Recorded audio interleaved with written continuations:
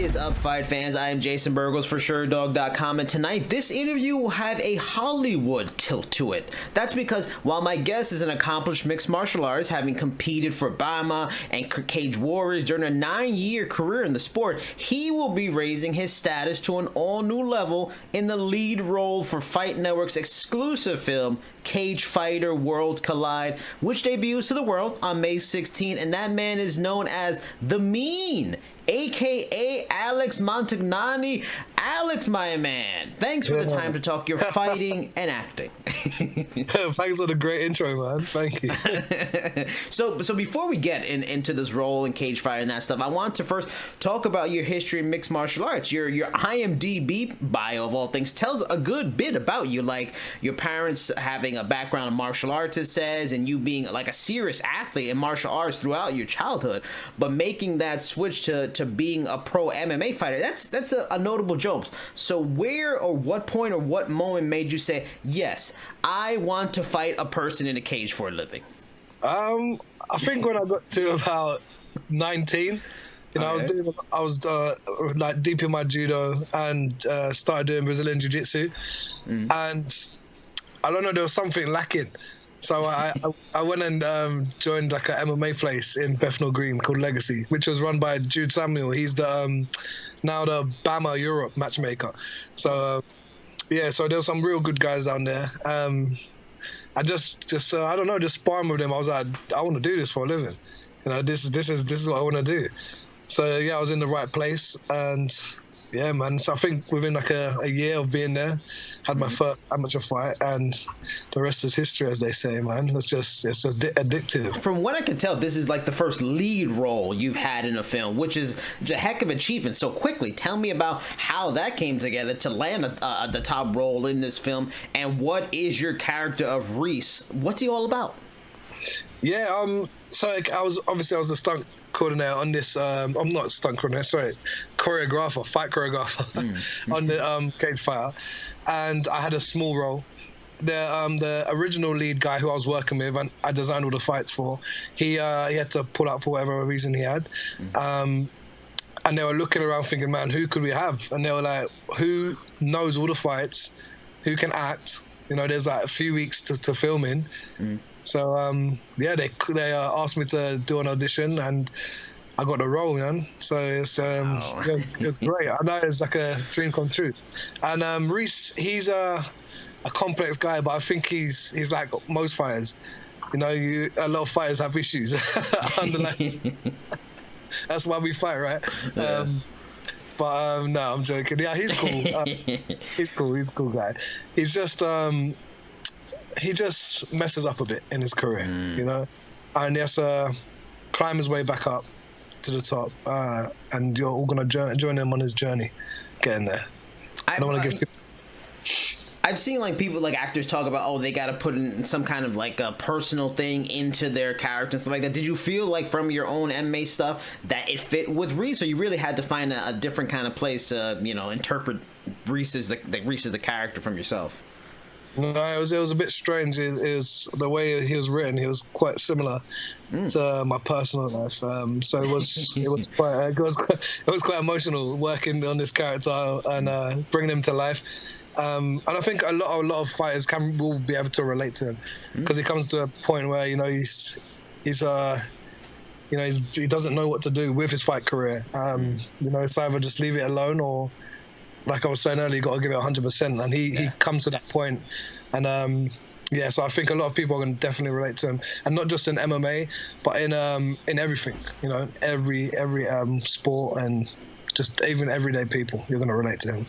How big of a jump in responsibility and pressure is there to take on like a major role in something like this for the first time? Is it a pressure you put on yourself, and that's kind of the crux of the added stress, or do you just feel it in all the extra work on the set, off the set, and you get that understanding? The success of the film does hinge on your performance in it, and that adds something to the stress too.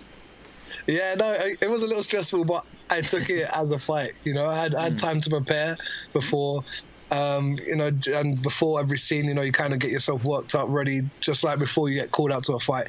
So, I had a little bit of pressure on myself, but I feel like I handled it well, and I like that comment just said, you know, the film kind of is on my back for me to carry it. So yeah, now you've said it, I've got a bit more pressure in my back. You know? But no, I think it's great. I think I've done good, and yeah, I was kind of used to it. Like I said, I used it as like a fight. In the film, UFC Hall of Famer Chuck Liddell plays your coach and mentor. Any fighter in the sport now, you know, has an appreciation for what Chuck did for the industry. However, he's actually been acting for a while too, and I talked to him a good bit about it with him yesterday. What was that experience like to work so closely with him? And did you sit sort of under like the learning tree and pull advice from him, not only on like the fighting industry, but also the acting industry, and get some tips and advice? Yeah, no, for sure. Working with Chuck was amazing. You know, it was mind blowing when they told me that I was going to be working with him. Like you said, he's a legend. I've watched him since I was young. He's one of the reasons, you know, that you want to fight. Watching the Iceman, you know, going in there and just slugging out, winning the title. So yeah, working with him was great.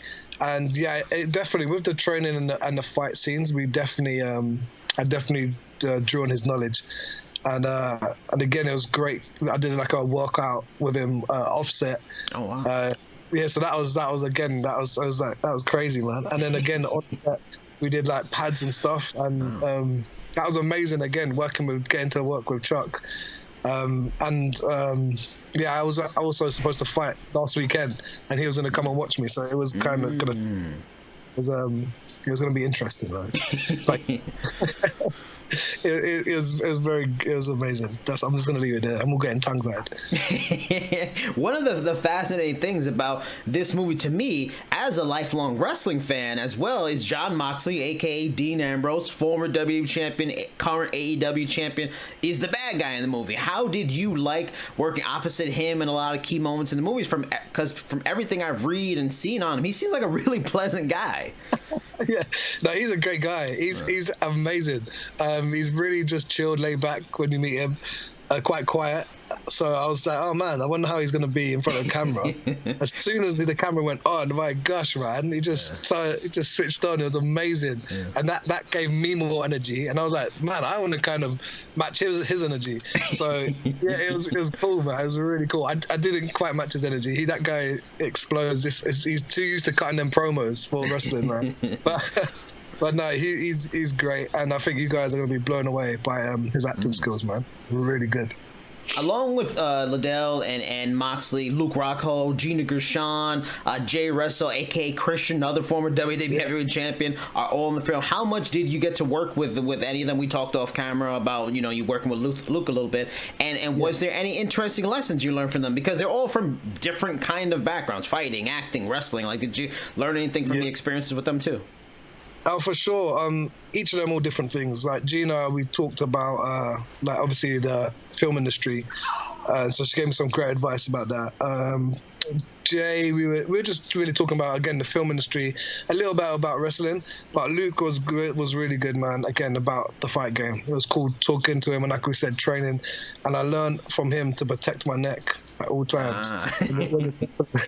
Wait, from Luke or Wu-Tang Clan? Wu-Tang Clan also told us all to protect the neck. Yeah. Oh, both of them. Both of them. Would you say the primary hope is for this movie to bring a lot more attention to your acting work, so that, you know, it opens up more opportunities and that becomes the focus and that becomes the main career? Or do you want to be a dual actor and fighter and still be an active fighter? Because you just fought in May of last year. You mentioned you're going to have a fight recently. So do you want to split and do both? Or like you said, you kind of got to do 100. Can you actually at all split both? That's what I'm trying to do right now. If I have enough time in between to do full camps and have like 100% focus, then I want to do both. Because I'm signed to Contenders Florida right now. They're a new organization in Florida, and they're great. Those guys are going to look after me. I got 2 fights signed with them. So I think 2 fights a year is enough, maybe even just 1. Because then again, I can really balance the fighting and the acting. Because, you know, these acting jobs, they can take up to 2-3 months at a time. Yeah. And the fight camp, I need about 3 months. So, yeah, let's see what happens, man. I'm sure I can do it.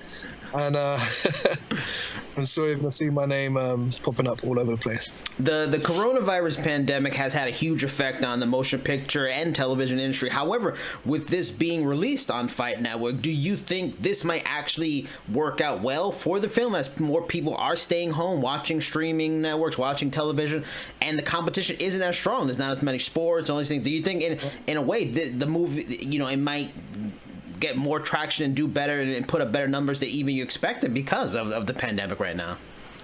Yeah, for sure. That's what I think will happen, for sure. Everyone's inside, or they're supposed to be. So I'm pretty sure that people will tune in, watch it, and yeah, I think it'll bring a lot more heat than it would have before, especially that it's everyone's inside, like you said. and speaking of the whole coronavirus situation, what's the situation for you and in the UK? I mean, I'm in New York, so it's not very good here. But I think I've seen stuff like the UK has gotten a little worse, like more restriction. Like, what's the situation for you at home with everything going on with the virus? Yeah, the virus is it's a bit pretty crazy. People are acting a bit wild over here before, with the with the mass buying, going into this panic buying, going into the shops and cleaning out shelves and loads of toilet tissue. I still don't understand why. They did that here too. I don't understand. But yeah, right now all the schools are closed. All the parks are closed. You're allowed to go out for 1 hour a day for like an exercise or something like that, or to go to the shops to get essentials. But so yeah, it's a little crazy over here, but I think everyone's coping with it well. I'm lucky I've got a good family around me, and my crazy kids keep me sane. So, it's all good. What's the situation? Did you mention your kids and stuff like that? Because I have a son, and I've had to do. They're having us do like homeschooling, digital schooling, which has been a pain in the ass. Are they doing the same thing in the UK? And what's that been like? Yeah, that's it.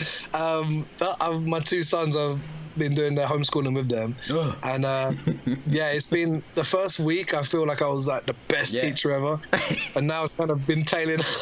It's been tailing off a little bit, but I'm trying to maintain a high level of learning. So yeah, it's going well. I'll say it's going well.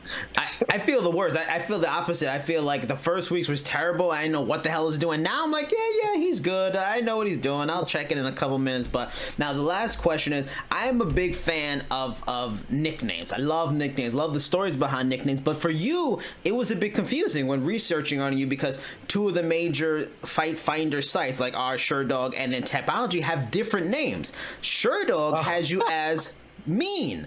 Tapology has you as. So what is with Mean Albatross? Where did that come from? When I was fighting for BAMMA, one of the guys that worked there, he was like, "Oh, you should have Mean Albatross," and I was like, "Why?" And he told me about the story about the albatross, and I was like, "Oh, that's pretty cool, man. That's cool." And then he put my name down as the Mean Albatross, and then I was like, "No, fuck that. Take it out, because my wife who's laughing over in the corner now, she was cussing me, rinsing me for days about that." So yeah, it's just mean. It's mean. That's Montagnani. I mean, Mean Albatross, it definitely stands out. It definitely has some branding capabilities and potential. Why not Mean Albatross? Why not? Go with it. Yeah, maybe. You can put a big bird across my chest or something.